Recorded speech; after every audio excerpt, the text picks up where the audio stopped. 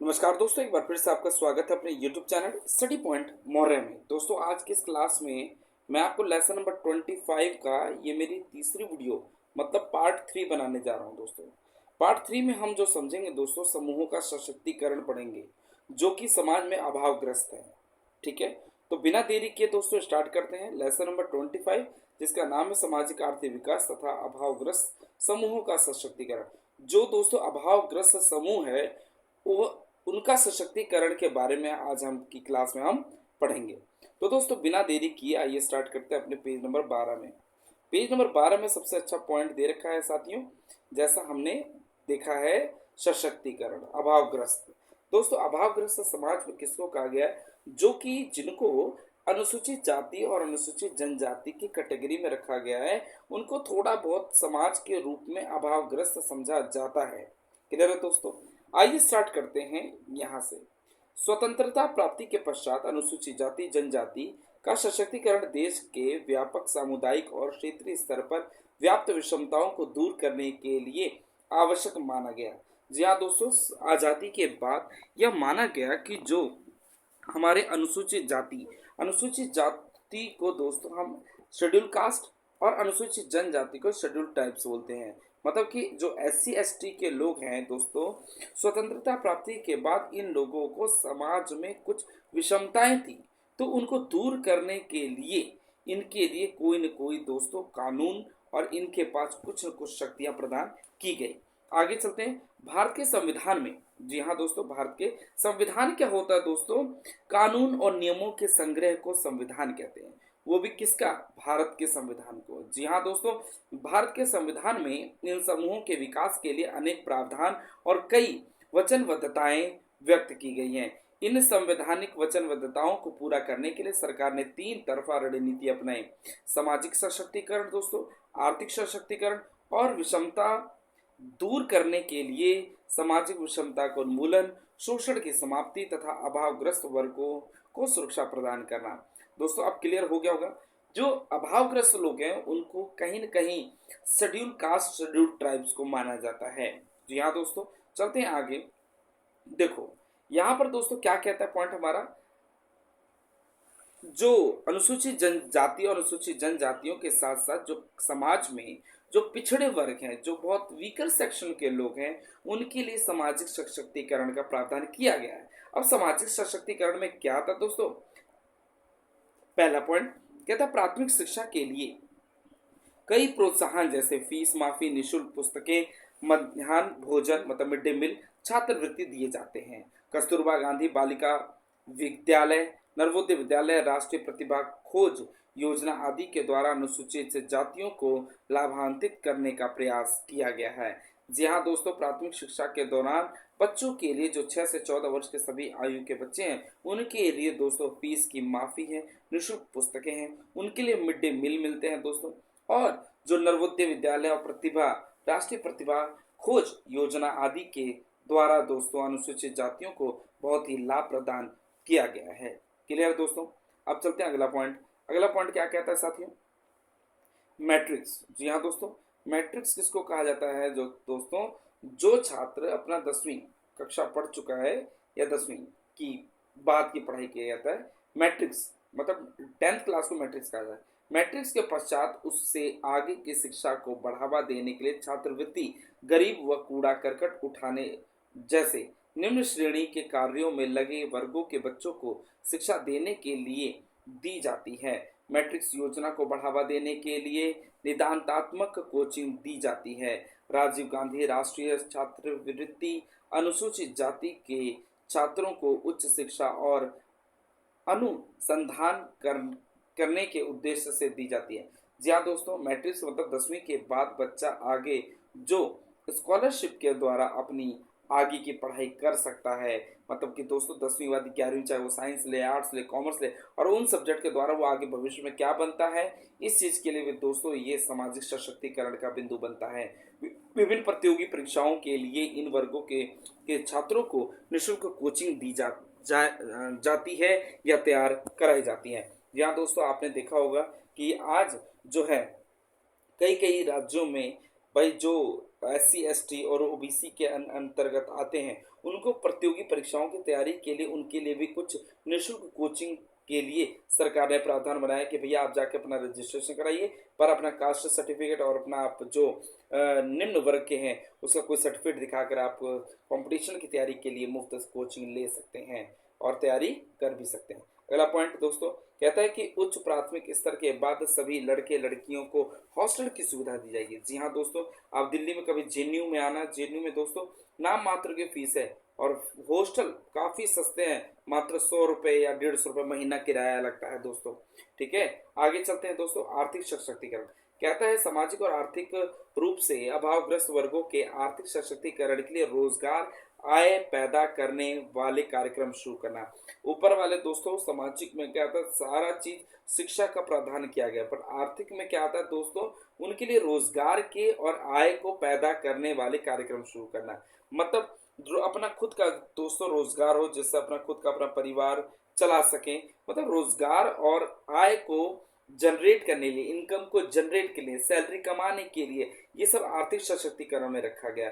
और ये किनको रखा गया दोस्तों, जो अभावग्रस्त वर्ग है, जो चाहे आप SC रख लो, SC लोगों को, चाहे ST लोगों को, चाहे आप जो माइनॉरिटी में आते हैं, चाहे आप वो अन्य पिछड़े वर्गों में आते हैं, जो अभावग्रस्त वर्ग हैं दोस्तों, जो अपनी कुछ न कुछ आर्थिक स्थिति से वीक है, तो सरकार ने उनके लिए आर्थिक सशक्तिकरण के लिए रोजगार की सुविधा और आय पैदा करने के लिए कुछ न कुछ कार्यक्रम शुरू किए गए हैं। क्लियर है दोस्तों। अब चलते हैं अगला पॉइंट अपना। यहाँ पहला पॉइंट क्या कहता है, कहता है पहला पॉइंट दोस्तों, राष्ट्रीय अनुसूचित जाति वित्त विकास नियम विभिन्न आय सृजन करने वाली गतिविधियों के लिए आर्थिक सहायता प्रदान करती है। जी हाँ दोस्तों, ये जो है अनुसूचित जातियों के लिए वित्त विकास का एक निगम बना है, जहाँ पे वो आसानी से आप आर्थिक सहायता प्राप्त कर सकते हैं। दूसरा पॉइंट दोस्तों, राष्ट्रीय सफाई कर्मचारी वित्त और विकास निगम सफाई कर्मचारियों को आय सृजन करने के लिए वित्तीय सहायता कहाँ से मिलता है दोस्तों, यहाँ पर सफाई कर्मचारी वित्त और विकास निगम द्वारा। अगला पॉइंट चलते हैं दोस्तों, राष्ट्रीय अनुसूचित जनजाति वित्त विकास नियम इन वर्गों को प्रशिक्षण, लोन और बाजार समर्थन के द्वारा सहायता प्राप्त करते हैं।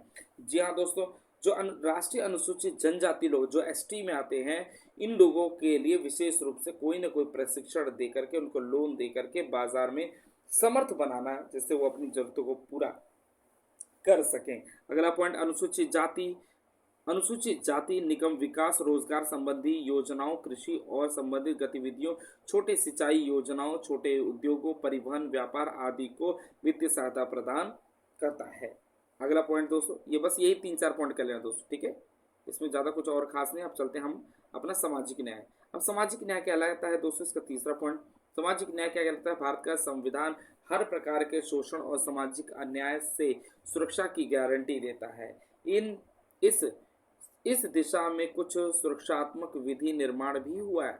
इस दिशा में नागरिक अधिनियम, सुरक्षा अधिनियम 1900 अधिनियम बना। 1955 में अनुसूचित जाति अनुसूचित जनजातियों के लिए अधिनियम बना दोस्तों।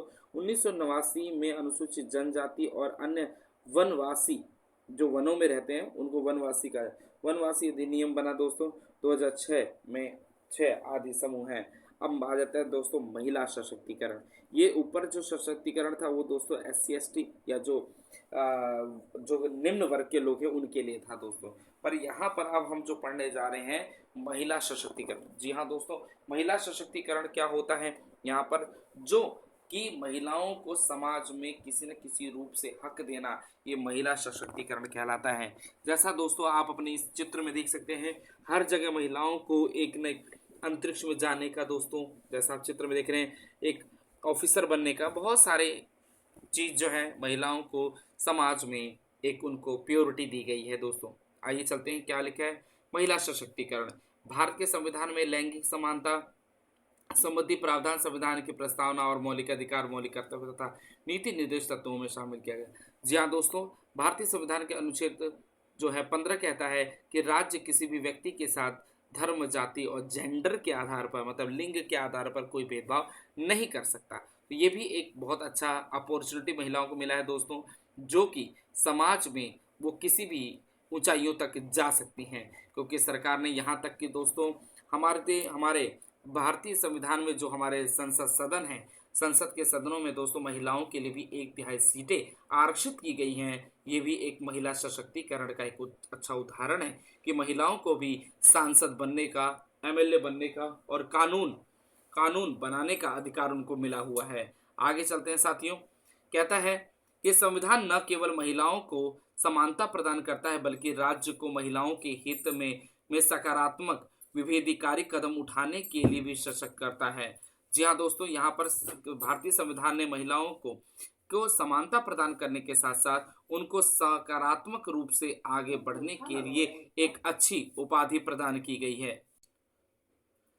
हालांकि अभी भी इस दिशा में एक और स्वीकृत लक्ष्य व संबंधित मशीनरी और दूसरी ओर धरातल पर महिलाओं की वास्तविक स्थिति के बीच काफी अंतर है।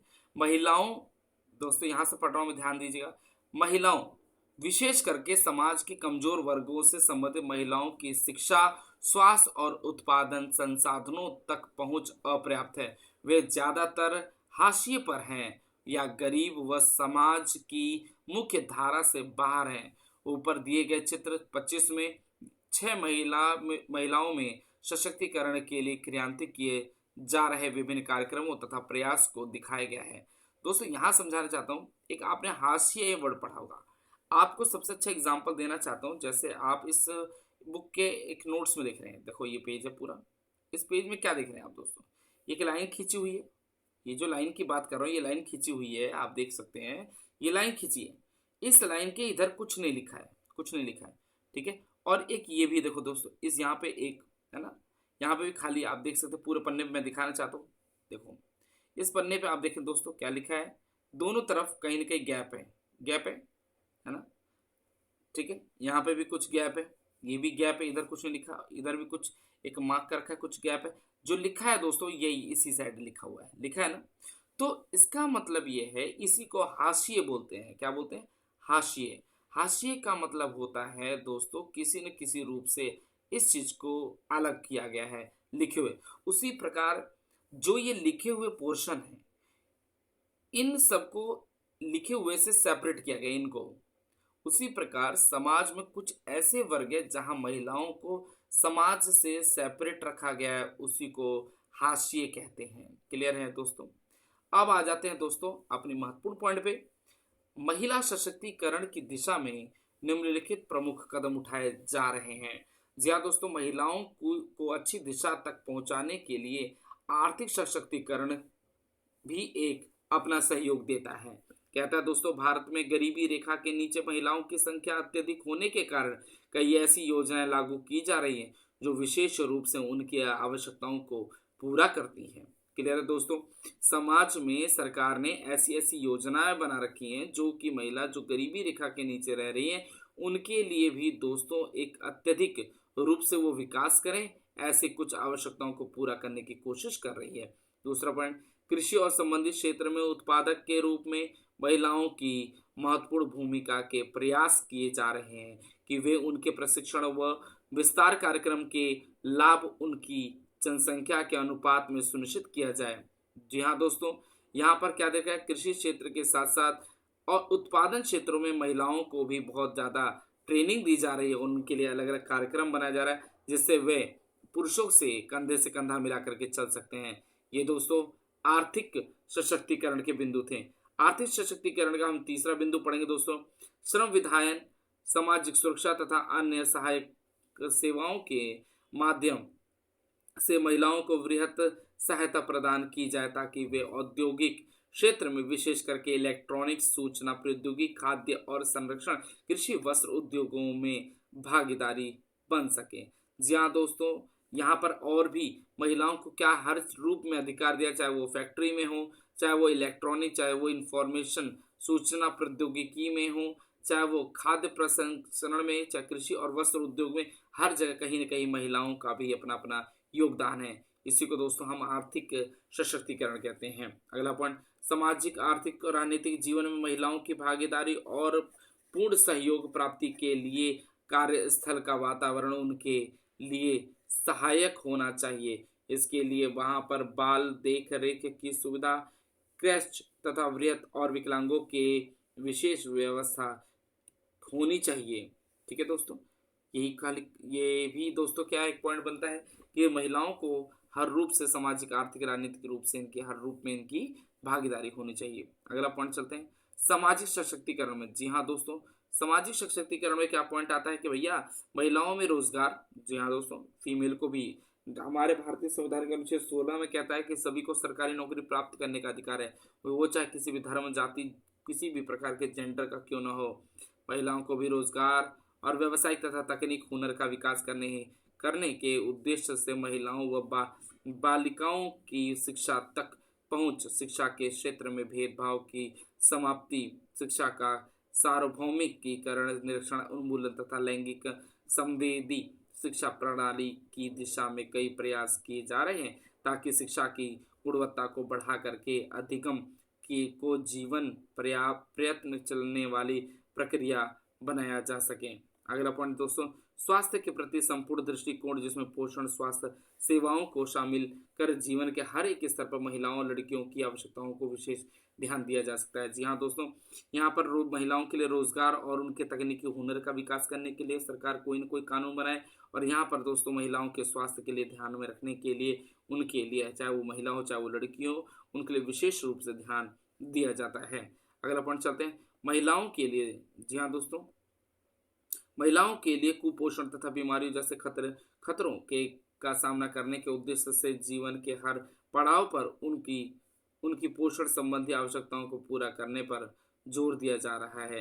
अगला पॉइंट, महिलाओं के विरुद्ध हर प्रकार की शारीरिक व मानसिक हिंसा के उन्मूलन को उच्च प्राथमिकता दी जा रही है, चाहे वह घरेलू अथवा सामाजिक स्तर पर हो या फिर परंपराओं और रीति रिवाजों के कारण उपजी हिंसा हो। महिलाओं को, जी हाँ दोस्तों, आज जो शारीरिक और मानसिक रूप से जो हिंसा हो रही है उस पर सरकार ने उस पर कमी करी है। और ये कैसे कमी करी दोस्तों, इन लोगों को, महिलाओं को शिक्षा में आगे बढ़ा करके। अगला चलते दोस्तों, राजनीतिक सशक्तिकरण।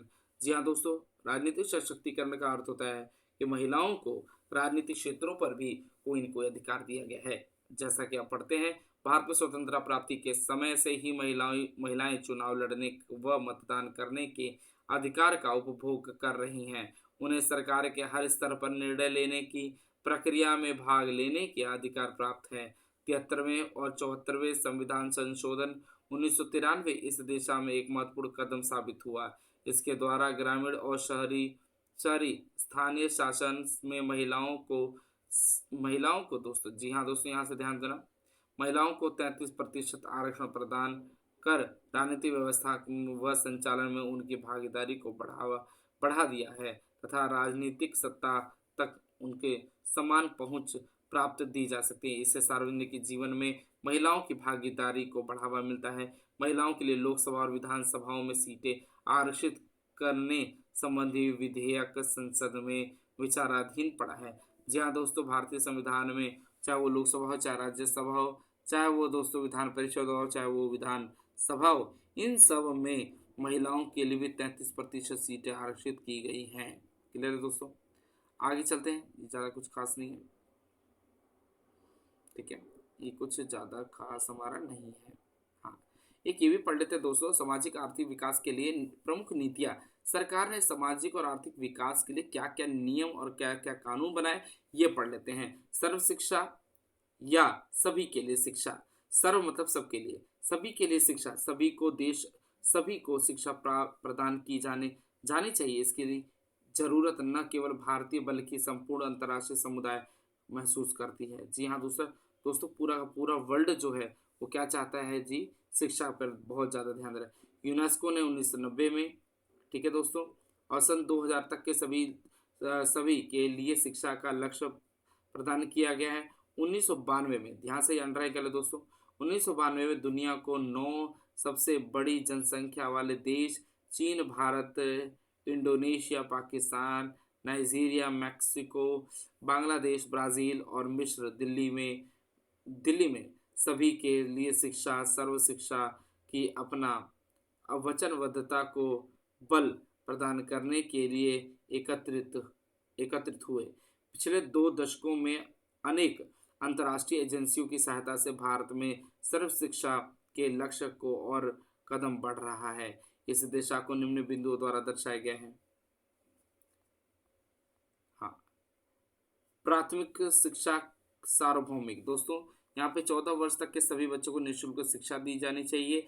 ये सभी इसमें लिखा क पर्ण में प्राथमिक शिक्षा का सार्वभौमिकीकरण। क्लियर है मेरी बात?